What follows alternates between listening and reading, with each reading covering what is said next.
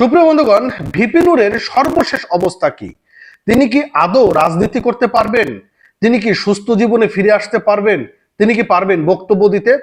বন্ধুরা, আপনারা জানেন ভিপি নুর বিগত আওয়ামী লীগ সরকারের সময় অনেকবার গ্রেপ্তার হয়েছেন, রিমান্ডে গিয়েছেন, শারীরিকভাবে অনেক নির্যাতনের শিকার হয়েছেন এবং বর্তমান এই সময় দাঁড়িয়েও তার নির্যাতনের শিকার হতে হয়েছে। কারা এই কাজটি করলো? বিষয়টা এখন ধোঁয়াশার মধ্যেই কিন্তু দিন পার করতে হচ্ছে। এখানে মূলত জাতীয় পার্টিকে দোষারোপ করা হয়েছে। বলা হচ্ছে যে জাতীয় পার্টি কাজটি করেছে। অনেকে বলছে যে এখানে আওয়ামী লীগের কিছু দোসর রয়েছে যারা পুলিশে কাজ করে, তারা এই কাজটি করেছে। পিছনে আসলে মূলত ঘটনাটা কি, কার ইন্ধনে বা কার নির্দেশে আজকে ভিপি নুরের এমন অবস্থাটি হলো? ভিপি নুরের অবস্থাটা কি এখন? ভিপি নুরের অবস্থা হচ্ছে তার শর্ট টাইম মেমোরি লস হয়েছে। কে বলেছে? রাশেদ খান। অর্থাৎ তার শর্ট টাইম মেমোরি লস, এই যে তার শর্ট টাইম মেমোরি লস হয়েছে, সেটা কিন্তু একটা বড় দুশ্চিন্তারও কিন্তু কারণ হয়ে যাচ্ছে।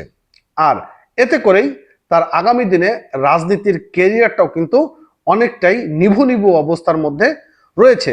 এদিকে রাশেদ খান বলছে যে ভিপি নুরের জন্য বিদেশে চিকিৎসা করানো না হয়, এটি নিয়েও একটি মহল তৎপর রয়েছে এবং কাজ করছে। কি বলছে চলুন আজকে আমরা ইত্তেফাক পত্রিকা থেকে কিছু অংশটা জেনে আসি। খুবই গুরুত্বপূর্ণ কিছু অংশ আমি আপনাদের মাঝে শেয়ার করার চেষ্টা করব। বন্ধুরা, গণ অধিকার পরিষদের সভাপতি নুরুল হক নুরুল বিদেশে নিয়ে চিকিৎসা না দিতে একটা মহল সক্রিয়ভাবে কাজ করছে বলে মন্তব্য করেছেন দলটির সাধারণ সম্পাদক রাশেদ খান। এবং তিনি বলেছেন নুরুল হক নুরের শারীরিক অবস্থা উন্নত হয়নি, তার শর্ট টাইম মেমোরি লস হচ্ছে। এই লোকটা আসলে বারবার নির্যাতনের শিকার হয়ে যাচ্ছে। শনিবার 6 সেপ্টেম্বর দুপুরে ঢাকা মেডিকেল হাসপাতালের বাগান গেটে এক সংবাদ সম্মেলনে তিনি এই কথা জানিয়েছেন। আর রাশেদ খান বলেন যে সরকারের পক্ষ থেকে বলা হয়েছিল নুরুল হক নুরুকে উন্নত চিকিৎসার জন্য বিদেশে পাঠানো হবে, কিন্তু আমার কাছে মনে হচ্ছে বিষয়টি নিয়ে গড়িমসি করা হচ্ছে বলে জানানো হয়েছে। এই যে গড়িমসি করা হচ্ছে, এবং রাশেদ খান যে মানে এখানে উপস্থাপন করেছে যে একটা মহল তারা চাচ্ছে যে এই ভিপি নুর তাকে বিদেশে নিয়ে চিকিৎসার জন্য না করানো হয়, কিন্তু তারা কারা এই বিষয়টা কিন্তু স্পষ্ট না।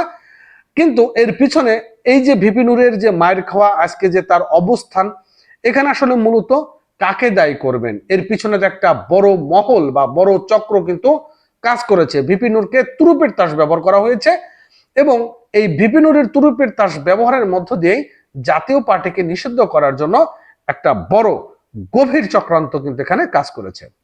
রাশেদ খান আরো বলেছেন, নুরু যখন কথা বলতে যাচ্ছেন তখন তার কথা পুরোপুরি শেষ করতে পারছেন না, অগোচলা কথা বলছেন। 2 ঘন্টা আগে ওষুধ খেলেও পরে ভুলে গিয়েছেন ওষুধ খেয়েছেন কিনা।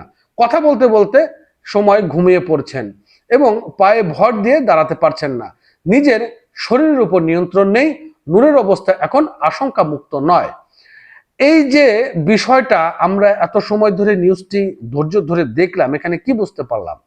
আসলে কি ভিপি নুর কোনো চক্রান্তের শিকার কিনা, এবং আজকে ভিপি নুরের যে অবস্থান, সেই অবস্থান থেকে তিনি কামব্যাক করতে পারবেন কিনা, রাজনীতিতে ফিরতে পারবেন কিনা, এটিও নিয়ে কিন্তু এখন বড় সংসারের মধ্যে পড়তে হচ্ছে। যাই হোক, ভালো থাকেন। নতুন হলে অবশ্যই আমাদের চ্যানেলটি সাবস্ক্রাইব করতে ভুলবেন না, পেজটি ফলো করতে ভুলবেন না। ধন্যবাদ।